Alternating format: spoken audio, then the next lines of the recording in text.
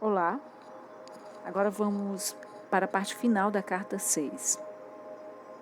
Quem puder curtir, compartilhar, para que essas mensagens cheguem ao maior número de pessoas, eu agradeço.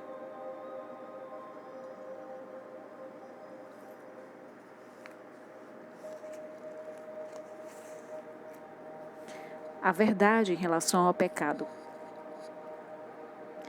É preciso compreender que, ao longo dos séculos, as pessoas sentiram que certas facetas do comportamento humano eram prejudiciais para o bem-estar dos outros. Elas tinham testemunhado assassinatos, roubos de mulheres e de bens alheios, causas de grande dor e sofrimento para a comunidade, tornando a vida difícil e, às vezes, intolerável. Concluiu-se, então, que, com certeza, aqueles comportamentos deviam ser contrários à vontade daquele que chamavam Deus. Assim, deram àqueles comportamentos o nome de pecado e os definiram como sendo o mal. Finalmente, os profetas concluíram que tal comportamento aberrante devia originar-se de uma força malévola, oposta a Deus, e a chamaram de Satanás. As pessoas ameaçaram e castigaram umas às outras, na crença de que os pecados eram maus e de que seu Deus castigaria os homens pelos pecados e maldades contra os outros. Até hoje se pratica esse comportamento nas igrejas. Os líderes religiosos tentam controlar as pessoas pelo medo. O conceito de pecado contra Jeová, o eterno e infinitamente poderoso Criador, era um hábil e poderoso método de controle das pessoas. A crença da igreja são uma trágica farsa de tudo o que tentei ensinar às pessoas na Palestina. Moisés foi o primeiro que consagrou a crença no pecado e no castigo, na forma dos 10 mandamentos. Moisés disse que Deus deu a ele os 10 mandamentos e que se os israelitas os desrespeitassem, teriam que sofrer o castigo. Em alguns casos, isso significava a morte por apedrejamento. E ensinou que, se desrespeitassem as leis, estariam pecando contra seu Deus. A verdade exata é que Moisés foi ao monte para rezar, pedindo um meio para controlar os israelitas rebeldes. Em resposta àquela oração, recebeu por inspiração os 10 mandamentos, dados a ele para ajudá-lo em sua tarefa de dirigir os israelitas, sem perigo, em sua jornada no deserto, com o menor grau de confusão. Religiosos aceitam e creem de todo o coração em um Deus que, segundo dizem, instruiu Moisés a engajar-se em comportamentos agressivos e massacres ao conquistar a terra prometida. Esta era uma terra bela e produtiva que foi arrancada sem piedade de um povo trabalhador, assassinando aos milhares.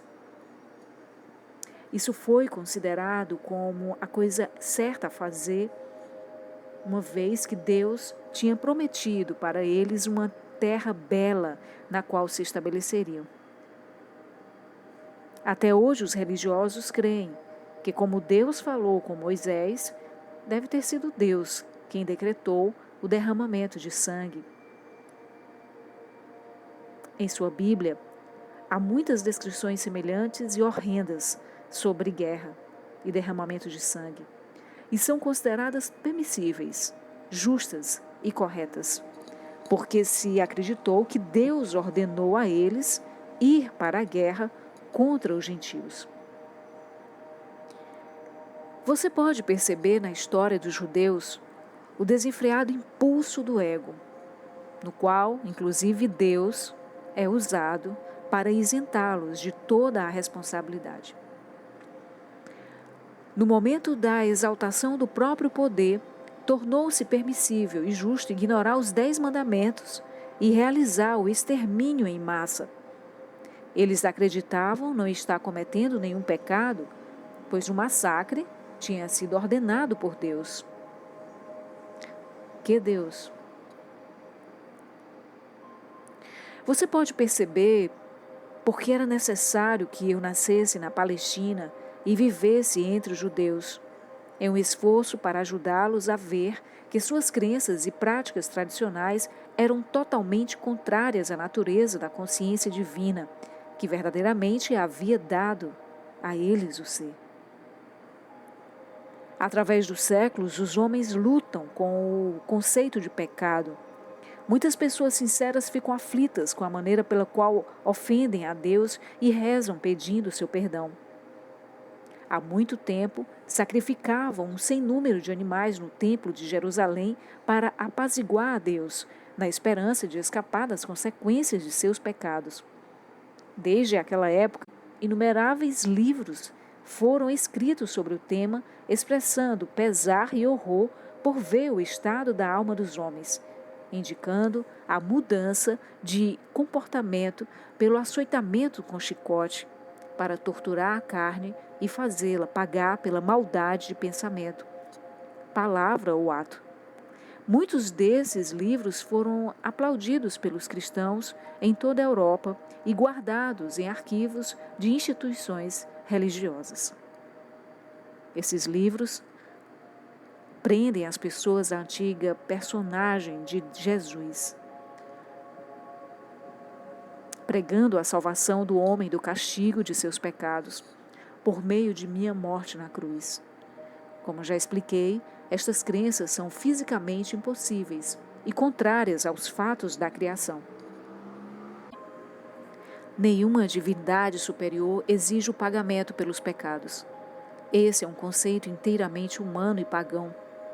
Qualquer tipo de derramamento de sangue com o propósito de realizar ritos religiosos é paganismo. O que a Igreja Cristã tem apresentado aos seus seguidores é uma versão glorificada do paganismo. Quando as pessoas tornam outras infelizes, de um modo ou de outro, estão criando seu próprio futuro em retorno. Não como retribuição, mas como atividade consciente de criação. Portanto, é uma questão de urgência combater fortemente estas crenças no pecado e na salvação por minha morte na cruz, e a substituição pela compreensão espiritual que está sendo fornecida a você nestas cartas. Antes de abandonar o assunto de doutrinas religiosas, quero deixar claro que, através dos tempos, alguns buscadores espirituais na Igreja cristã purificaram suficientemente sua consciência para adquirirem uma forte consciência do poder que eles chamam Deus, e acabaram por reconhecer que a Igreja não ensina a fonte do ser. Porém, somente uns poucos evoluíram espiritualmente o suficiente para irem além dos parâmetros das crenças religiosas e sentirem o influxo do poder, uma vez que a grande maioria das pessoas só pode conceber a verdade por meio de uma terminologia terrena. Eu, o Cristo, tenho que dizer que até este momento nenhum dos santos nem sequer vislumbrou a realidade da criação e a verdade por trás do comportamento humano, como eu estou apresentando agora para você. Sem dúvida, chegou o momento em que deve ser dita a verdade sobre o pecado e o comportamento humano, e o que as pessoas estão presentemente fazendo ao mundo e a si mesmas, com a condição de que você tenha abandonado completamente os mitos seculares da doutrina religiosa e esteja agora ansioso, receptivo e de boa vontade, abrindo completamente seu coração às realidades da existência. Se não for assim, então o que tenho a dizer não terá nenhum sentido para você. Acredite, você não pode misturar suas velhas crenças religiosas com a verdade da existência. Se tentar fazê-lo, pode estar seguro de que não estará vendo a verdade, mas apenas a sua própria adaptação do que pensa que aprendeu com estas palavras. Se você continua a busca pela verdade da existência, mas permanece em um estado de divisão, de convicção, pode continuar a buscar, mas com um grande custo para si, despedaçado pela indecisão, pelo medo e por uma contínua incapacidade de perceber o verdadeiro significado do novo ensinamento. Suas percepções e evolução estão parcialmente obscurecidas por mensagens originárias do antigo condicionamento de sua mente consciente e subconsciente. Talvez você não perceba a enormidade de tal problema neste momento, porém é um problema enorme, porque as suas profundas crenças atuais são a sua verdade atual, sobre a qual você constrói a sua vida. Elas são a sua realidade. Suas convicções e crenças fortemente enraizadas podem ser completamente ilusórias. Porém, se você crê inteiramente nelas em seu subconsciente, elas se tornam absolutamente reais para você. Mesmo que estas novas ideias, que contradizem as suas crenças, possam chamar a sua atenção, a sua consciência estará dividida e trará a você tremendo mal-estar e angústia. Lembre-se, a sua consciência é o tecido com o qual você elabora a sua vida. Este tecido de consciência é a base de cada resposta sua, para cada coisa que ocorre em sua vida mental, emocional e física. Sua consciência é sua realidade. Esta afirmação pode expressar-se de duas maneiras, e ambas são a verdade de sua existência. Sua consciência cria a sua realidade, sem distinção de quais sejam os feitos de sua vida terrena. Quando as pessoas acreditavam que a Terra era plana, tinham medo de aventurarem-se demasiado longe nos oceanos, pois temiam que o barco caísse pelas bordas. As pessoas que acreditavam em uma Terra plana viviam segundo essa crença. Quando Galileu disse que a Terra era redonda, foi considerado um herege. Porém, sua percepção da circularidade da Terra permitiu que os marinheiros adquirissem uma nova visão do mundo e empreendessem viagens para descobrir o que havia do outro lado do oceano. Foi necessária uma mudança de suas crenças para tornar isso possível. Você está em uma situação semelhante com respeito a estas cartas. Aqueles que as desprezam e as ridicularizam são como as pessoas que acreditavam na Terra plana e que tinham medo de cair pelas bordas, se navegassem demasiado longe de seu ambiente conhecido. Seus horizontes são seriamente limitados por suas falsas crenças. Assim, os horizontes daqueles que creem que o mundo é sólido também são severamente restritos. Dia após dia, lamentam e se afligem pelas desgraças que desabam sobre o mundo, crendo que não existe nenhuma escapatória. Porém, as pessoas que puderem captar e dar as boas-vindas à verdade da consciência que atualmente estou apresentando ao mundo, serão como aqueles que perceberam que poderiam viajar sem limites pelos oceanos em todas as direções, com a condição de que tivessem a vontade de empreender tal viagem. Portanto, seu estado de consciência é o que você deve considerar como o mais importante em sua vida. Não as suas relações, posses ou posição na vida. Cuide de sua consciência e todas as bênçãos em todos os aspectos de sua vida virão a você. Por meio de sua consciência, você se alimenta de amor, harmonia, alegria e beleza interior, até em um beco de um bairro pobre. Com tal consciência, você será removido das ruas do bairro pobre para um ambiente mais compatível com o seu estado interior. É assim que se sai de circunstâncias desagradáveis. Com base em tudo que foi dito, você deveria agora ser capaz de ver que somente você cria a qualidade de seu mundo interno, esteja em uma prisão ou no comando de um navio. E pode melhorar seu ambiente, irradiando sobre ele a força da vida que anima o seu pensamento. E mais uma vez, sua consciência é a sua realidade. não o seu marido ou esposa, filhos, lar, jardim, posses, títulos, lugar de trabalho ou amigos.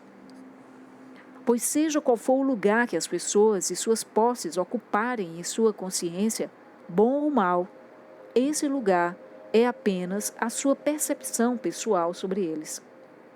A realidade dessas pessoas não é verdadeiramente conhecida por ninguém. Ninguém tem acesso à bondade inata oculta em um caráter aparentemente negativo. E também ninguém pode suspeitar dos impulsos e desejos ocultos de um ser humano aparentemente bom. Sua vida externa se apoia apenas em sua consciência. Ela não cria ou determina, nem pode fazê-lo, suas respostas conscientes. Você é o criador de suas respostas. Seu tipo de criação depende inteiramente de suas mais profundas percepções e crenças a propósito da existência. Além do mais, você pode, a qualquer momento, escolher desmantelar gradualmente o seu antigo mundo interior, com a finalidade de criar um reino interior mais harmonioso, de amor crescente, vitalidade e alegria, ainda que os seus objetos exteriores, pessoas ou posses, continuem sendo os mesmos.